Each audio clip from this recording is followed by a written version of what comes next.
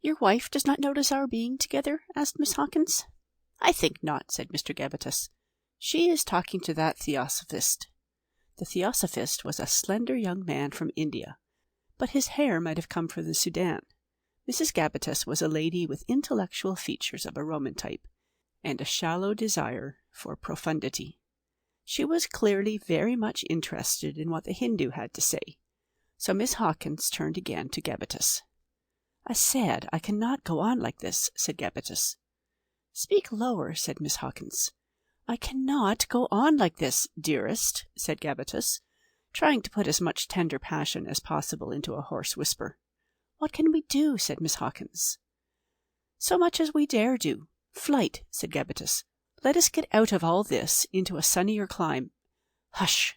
They are coming to ask me to sing," said Miss Hawkins. "Presently. Wait." Mr. Gabbitas yielded her up at this crisis with the best grace he could, and went and propped himself against a wall where he could watch her profile.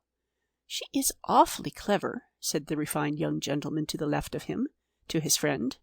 "And virtuous," said his friend. "But that's a mistake. She really ought to do something just a little cheerful, you know. People are not going to run after singers just because they sing, you know." "She knows that," said the refined young gentleman. "She's clever enough. There will be an exploit." "Good heavens," said Gabbitas under his breath. "Such motives in my sweet little Minnie. I can't stand this." And he hastily sought a vacant piece of wall elsewhere. "It is sweet to be with you again," he whispered to her presently, with a sense of infinite relief. "And now, dearest, frankly, dare you, come with me? If you knew, dearest, how I have longed for you, how my soul craves. So," very loud, "I had a very jolly time indeed." The latter inane sentence because somebody had loomed up just behind Miss Hawkins' chair. "Gone now," said Gabbitas. "Tell me, dearest, quickly. Whisper. Dare you?" Pause. "For you," whispered Miss Hawkins very softly, looking down. Gabbitas took that as an affirmative. "My darling, my own, the warmth will show. I mean to say, do you find the room hot? What disconcerts you now?" I caught Mrs. Gabbitas's eye just then. I think she wants to go home. That theosophist has left her.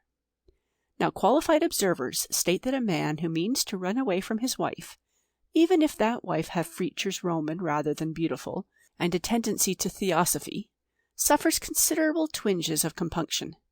Gabbitas certainly did. Even if one's marriage is chiefly a success from the mercenary point of view, a habit of mutual consideration grows insensibly out of the necessity of a common life. "It was a very successful affair, dear," he remarked. "They had some lovely sandwiches, I noticed."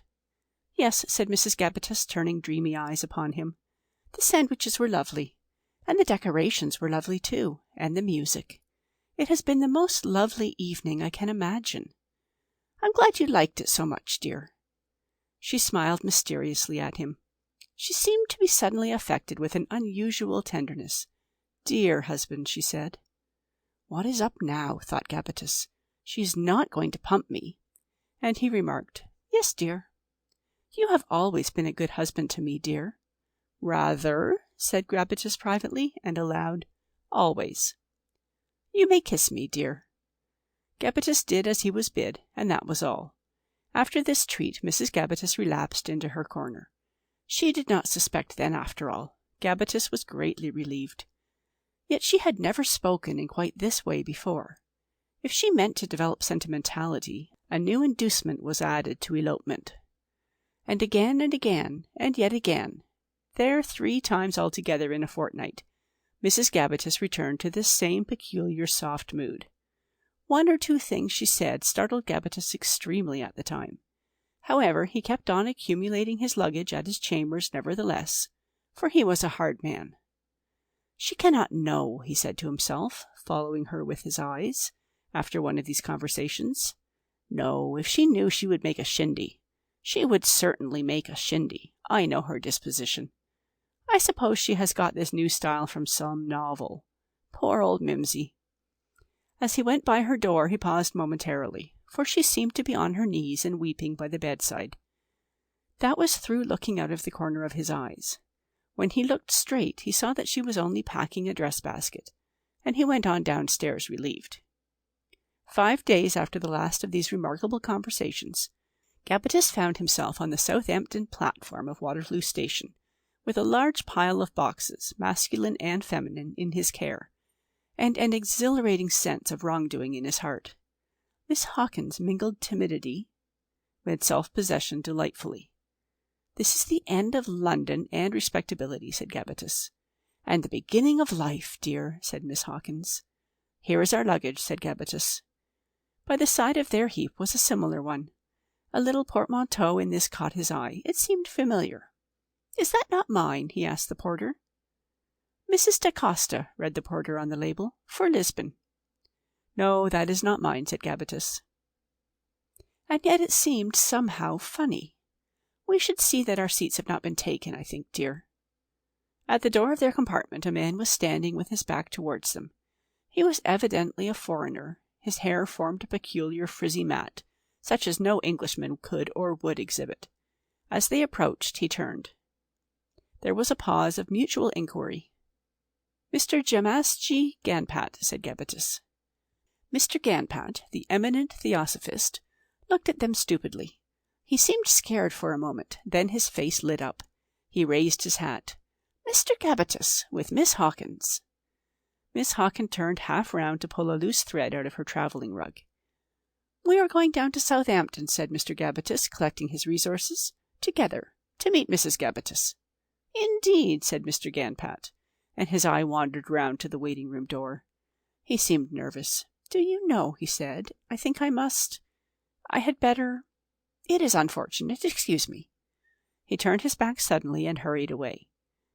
"It was better to recognize him," said Gabbitas. "How nervous he seems. I wonder if he suspects. Perhaps he is shocked. Hello!" Ganpat had not been able to reach the door to the waiting-room in time. It opened. Somebody appeared in a grey travelling dress, a flaxen-haired lady with Roman features, smiling sweetly at him. "Mimsy!" exclaimed Gabbitas with addenda. "Mrs. Gabbitas," said Miss Hawkins. The smile of Mrs. Gabbitas died away at the sight of Ganpat's alarmed visage. She sought over his shoulder for the cause. "Oh, my poor George!" she exclaimed faintly. And then she saw Miss Hawkins. "You!"